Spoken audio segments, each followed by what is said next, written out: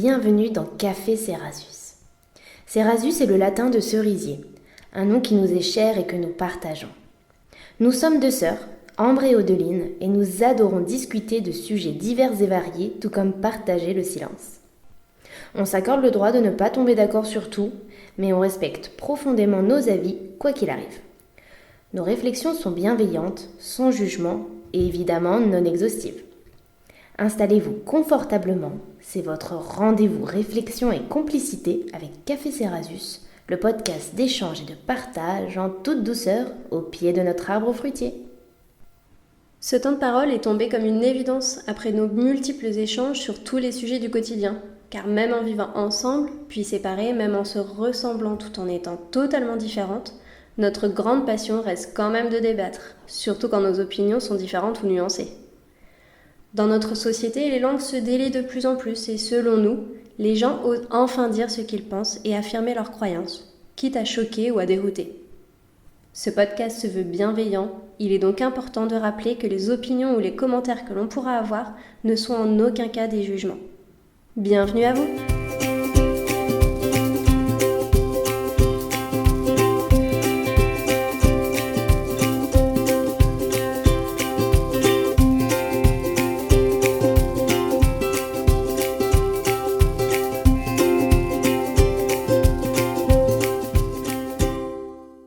L'épisode 8, qui portait sur la notion de confiance, a soulevé la question du bien-être, de prendre soin de soi et de s'écouter davantage. Nous nous sommes alors arrêtés un instant sur cette conclusion en nous interrogeant sur ce qui nous rend heureuses, ce qui nous fait du bien et ce que nous faisons pour retrouver un certain équilibre.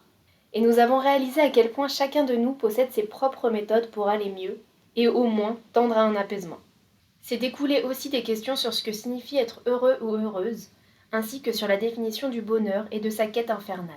Cet avant-dernier épisode de la saison 1 de Café Cerasus n'a donc pas d'autre souhait que de vous apaiser en toute douceur.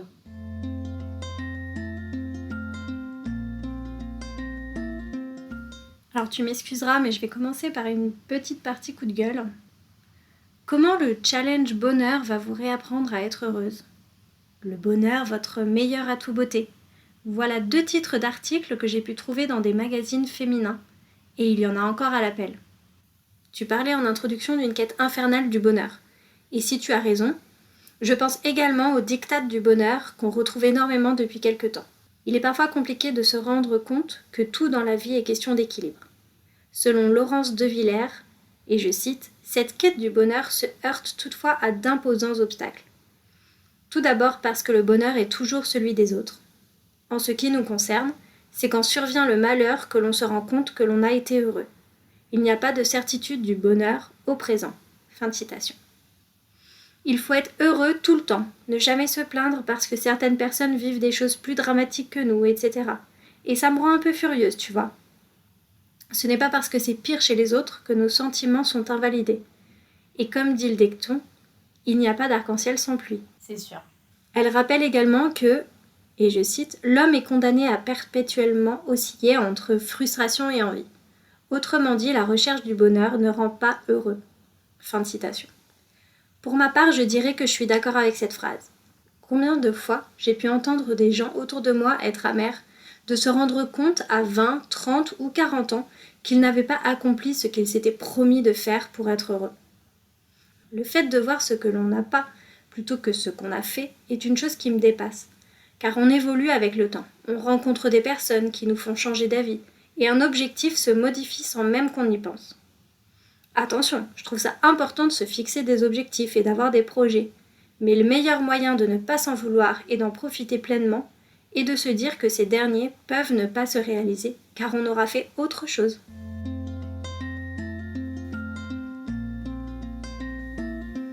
Ma vision du bonheur, et ça ne tient qu'à moi évidemment, c'est d'apprendre à voir tout le spectre du beau dans les petites choses de la vie, même quand ça ne semble pas jouer d'avance. Mon mantra est « Une mauvaise journée ne dure que 24 heures », permettant ainsi de remettre les compteurs à zéro au moment de fermer les yeux pour dormir. Je ne suis pas heureuse tout le temps, mais je suis heureuse tous les jours. Je suis d'accord avec toi sur l'injonction à être heureuse et heureux dans notre société. La sociologue Eva Illouz parle d'ailleurs d'apicratie et rapproche l'idée que la psychologie positive au service du néolibéralisme fait culpabiliser celles et ceux qui échouent ou se perdent dans la dépression. Mais je comprends l'approche globale de cette démarche qui consiste finalement, comme tu sembles toi-même le faire dans ton quotidien, à s'accrocher aux éléments positifs de nos vies. Pour autant, ce qui semble véritablement reproché, c'est davantage l'utilisation marketing et la propagande derrière ce concept. Et ça me renvoie à la vision négative dans notre société des personnes vulnérables, des personnes qui montrent, par choix ou non, leurs faiblesses. C'est difficilement toléré et cela marginalise et stigmatise malheureusement ces personnes. C'est triste et inhumain. Ouais, je comprends. Personnellement, je pense qu'on évolue tout au long de la vie, qu'on peut vivre du bonheur sur des périodes et parfois rencontrer des périodes plus sombres. C'est cyclique. Et de savoir que le bonheur finit par revenir d'une manière ou d'une autre, je trouve que c'est porteur d'espoir, même quand on est au fond du trou et qu'absolument rien ne semble se profiler de joyeux. Il faut, je pense, accepter les périodes compliquées, ne pas se débattre indéfiniment au risque de se blesser et surtout croire au pouvoir du temps.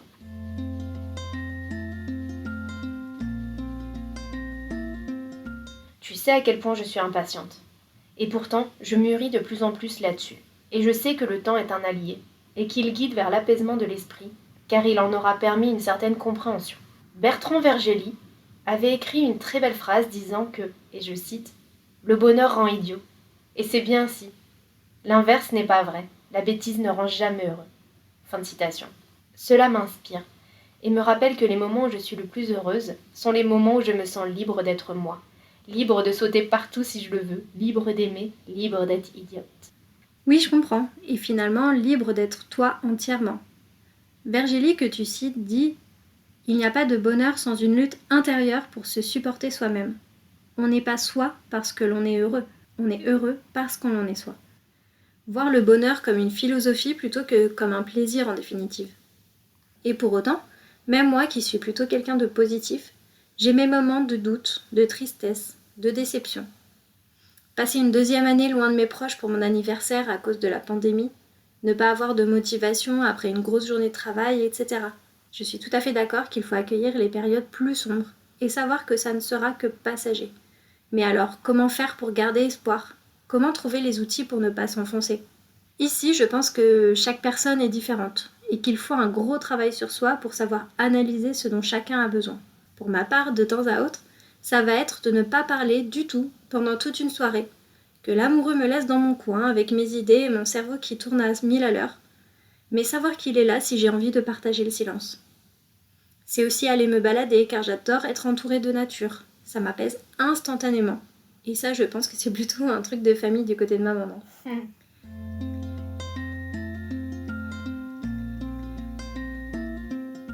Mais savais-tu que la première mesure empirique du bien-être n'est apparue qu'en 1912 en Angleterre ?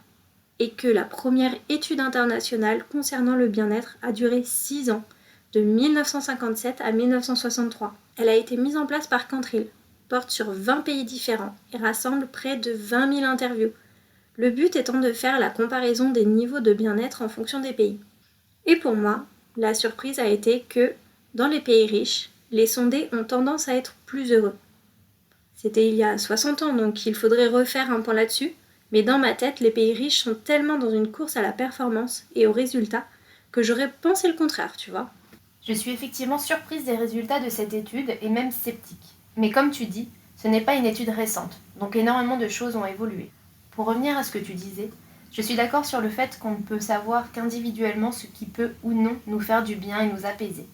Il est, selon moi, important de s'interroger sur ce dont nous avons besoin plutôt que d'attendre des solutions pré-mâchées et rarement adaptées de la part des autres.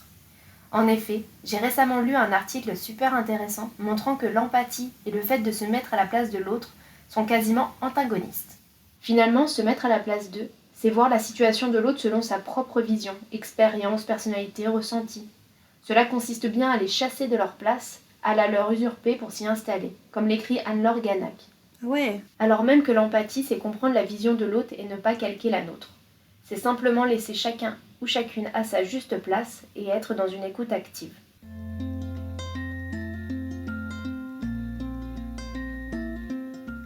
Ainsi, le bien-être dépend de ce dont on peut avoir besoin à un moment précis.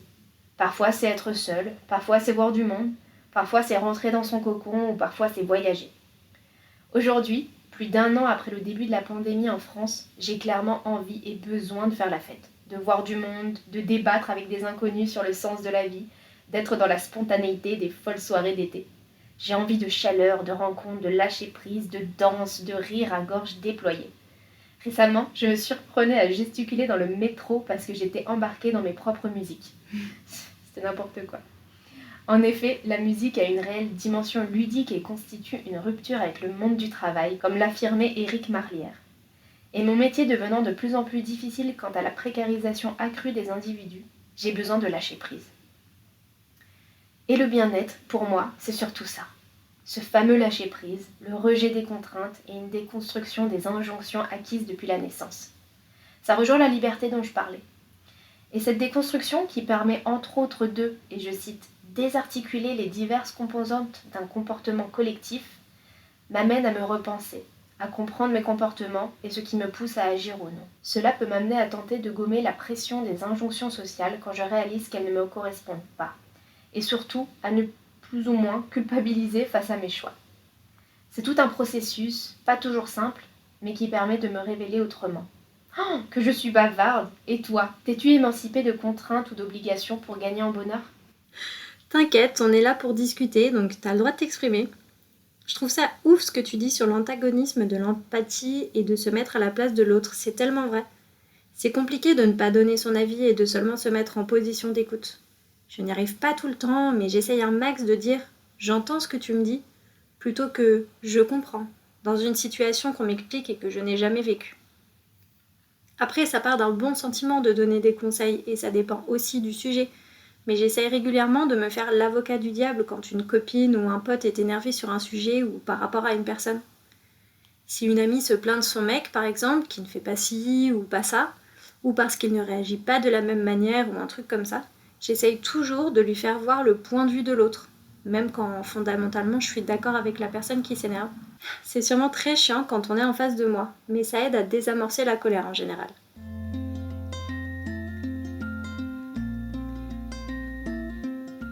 Pour ma part, m'émanciper des obligations ou des contraintes est un travail de longue haleine.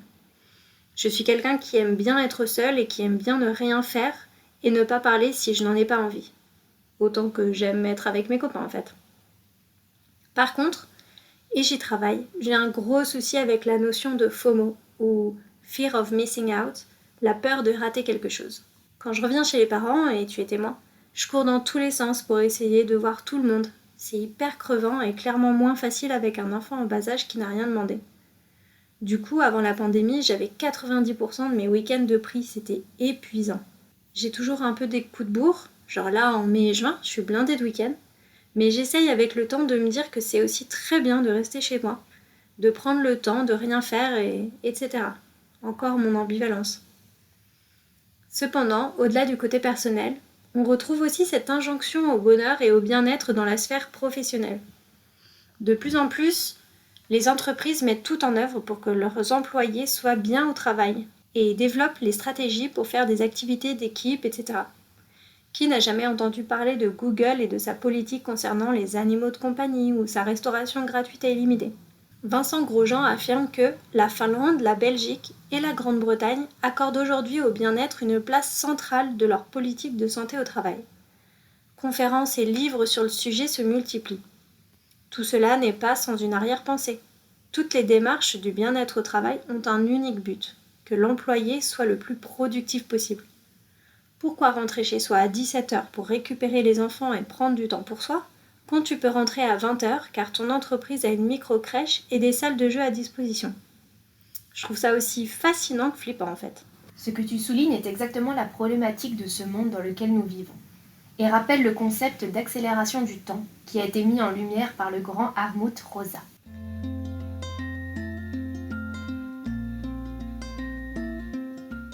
En effet, la question du temps dans la société capitaliste interroge sur la place centrale de l'accélération dans ce système à travers différents aspects, comme l'économie du temps dans les modes de production, le décalage temporel prenant part à une déshumanisation du temps social, ou encore les rythmes de vie des individus qui se trouvent modifiés. Cette fameuse accélération touche ainsi tous les domaines de la vie et se dirige constamment vers un appât du gain. Le temps, c'est de l'argent. C'est clair. Tu parlais de la peur de manquer quelque chose. Et c'est vrai que je le ressens aussi. Mais au-delà de louper un événement, c'est plutôt une pulsion de vouloir tout vivre, tout expérimenter. C'est utopique, mais j'aimerais me dire sur mon lit de mort que j'ai vécu à 100%, que j'ai aimé, que j'ai agi, que j'ai apporté aux autres. Aujourd'hui, et on y revient toujours, la pandémie a créé une véritable décélération. Et je n'ai pas eu d'autre choix que de faire de même, comme tout le monde. Et au premier confinement, le seul que j'ai vécu professionnellement puisque j'étais à 100% au chômage partiel à ce moment-là, j'ai pu prendre mon temps, ne plus trop me projeter, me mettre sur pause. Je faisais toujours du sport et j'allais toujours marcher minimum 5 km par jour avec des podcasts dans les oreilles, mais j'étais configurée différemment. J'avais paradoxalement moins de contraintes. Pour autant, il fallait que je reste active avec le sport, mais aussi avec mes projets annexes sur lesquels j'ai pu travailler en toute sérénité. Et c'est peut-être ça la véritable clé du bien-être, c'est vivre selon son propre rythme.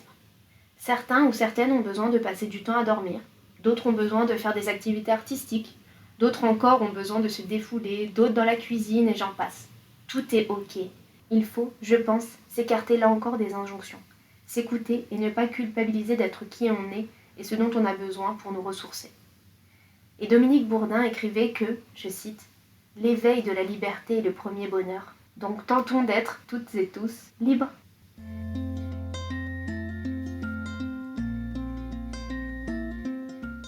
Le bonheur et le bien-être sont des concepts assez spéciaux, car propres à chaque individu de les chercher et de les trouver comme bon leur semble. Certaines personnes ont besoin de s'entourer et de faire les fous pour se sentir vivants, d'autres préfèrent la solitude et le calme environnant. Cependant, la société nous pousse de plus en plus à chercher et vouloir le bonheur tout le temps, n'importe quand, sans prendre en compte que les périodes creuses sont aussi importantes que les périodes de bonheur intense, car elles permettent de faire le point, le bilan sur la situation et d'apprécier ces moments plus joyeux par la suite. Merci infiniment de nous avoir suivis jusqu'à cet épisode 9. Le dernier de la saison sortira le mois prochain et nous avons hâte de fêter ça avec vous. N'hésitez pas à liker, partager ou commenter nos publications. Nous adorons échanger avec vous sur tout et rien. Passez toutes et tous une magnifique journée.